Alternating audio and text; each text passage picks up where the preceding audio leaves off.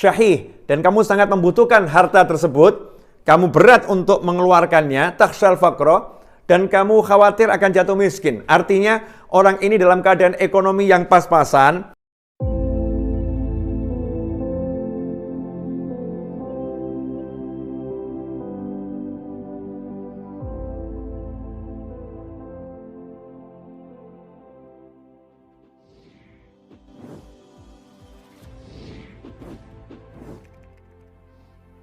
Amin.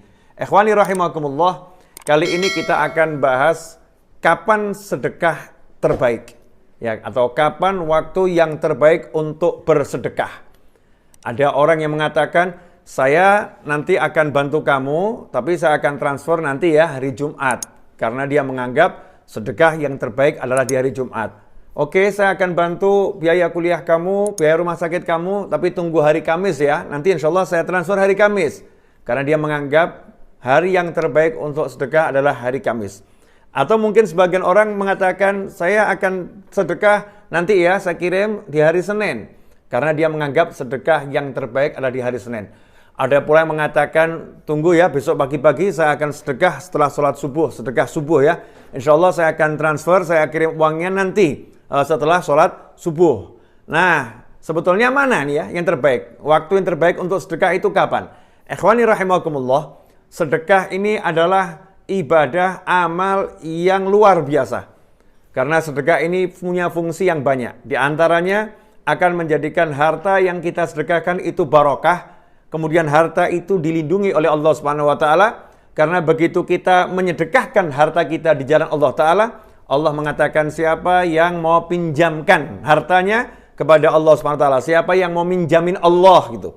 Maka begitu diterima sama Allah Subhanahu wa taala, Allah yang menjaganya, Allah yang melindunginya, Allah yang melipat gandakannya, Allah yang mengembangkan harta ini menjadi jumlahnya banyak dan barokah.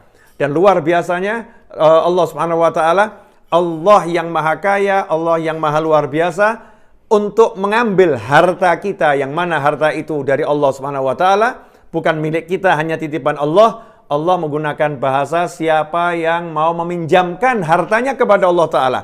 Allah meletakkan kita sebagai rekan bisnisnya Allah Subhanahu wa Ta'ala, padahal kita ini makhluk dan Allah sang pencipta kita. Karena Allah sayang kepada kita semua dan ingin menunjukkan rasa jaminan itu kepada kita semua. Aku yang meminjam, jadi jangan ragu, aku akan kembangkan, aku akan lipat gandakan, aku akan berikan keuntungan yang unlimited. Ikhwani rahimakumullah. Karena itu orang yang sedekah dalam lindungannya Allah. Orang yang sedekah akan dijauhkan dari petaka, dari bencana, dari musibah. Orang yang sedekah kesalahannya akan diampuni oleh Allah Subhanahu wa taala. Allah taala akan mengampuni dosa-dosanya. Sangat banyak fadilah sedekah. Nah, karena itulah kaum muslimin dan muslimat, para sahabat radhiyallahu anhum ajma'in semua mengajarkan sedekah ini untuk semua orang. Jadi sedekah bukan milik orang kaya.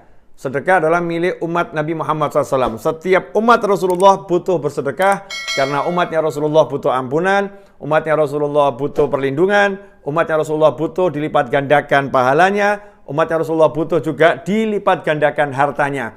Karena itu mau kaya, mau miskin, mau kuat, mau lemah, semuanya butuh untuk bersedekah. Kita butuh bersedekah. Nah, ikhwani rahimakumullah, lantas kapan ini atau bagaimana caranya agar mendapatkan pahala yang terbesar, pahala yang teragung dari sedekah tersebut? Hal ini pernah ditanyakan oleh seorang sahabat kepada Nabi Muhammad sallallahu alaihi wasallam sebagaimana diterangkan dalam kitab Sahih Bukhari, Sahih Muslim dan kitab-kitab yang lain.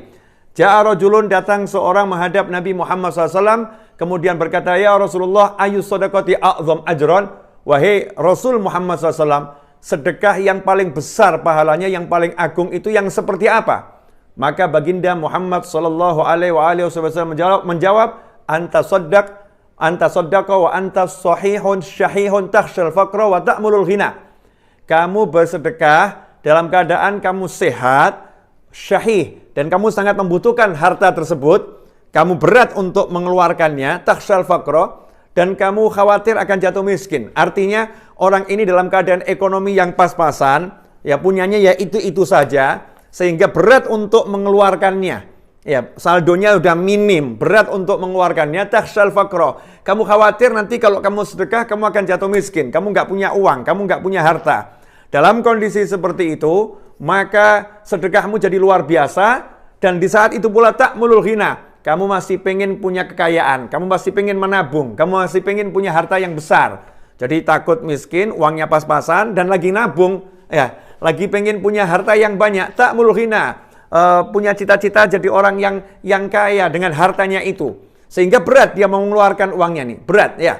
Berat mengeluarkan uangnya. Yang seperti itu kata Nabi Muhammad SAW, itu adalah sedekah yang terbaik. Wala tumhilu hatta idza balagatil hulqum.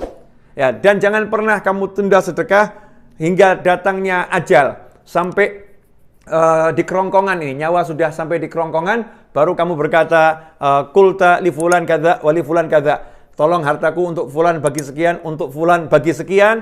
Waqad kana li fulan. Padahal fulan itu sudah punya jatahnya sendiri. Ya, padahal itu harta yang disedekahkan sebetulnya itu milik fulan itu sendiri. Yaitu harta milik warisnya ya, milik yang diberi sedekah itu sendiri. Ikhwani rahimakumullah. Karena itu ya sangat salah kalau kita menunda sedekah. Jadi sedekah ini jangan ditunda. Jadi segera dikeluarkan.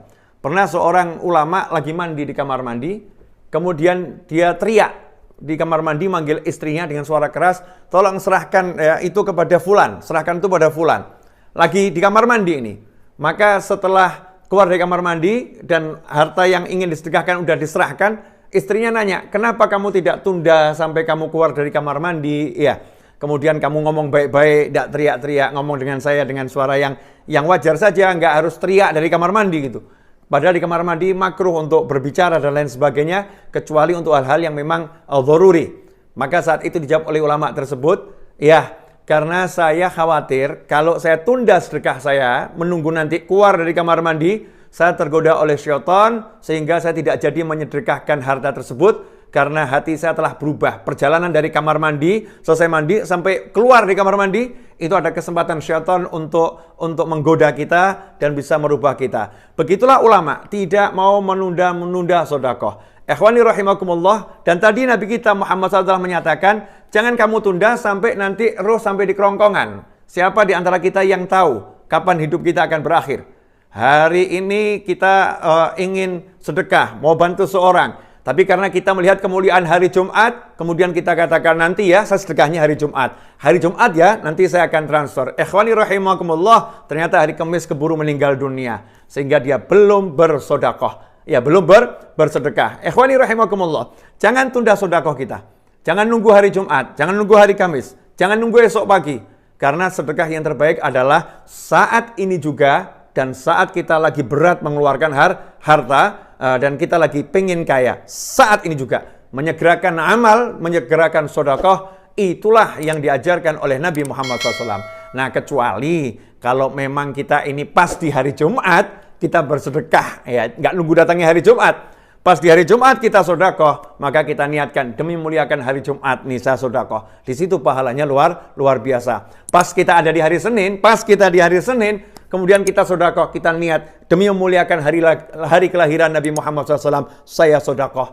Nah ini menjadi besar nilainya sedekah tersebut.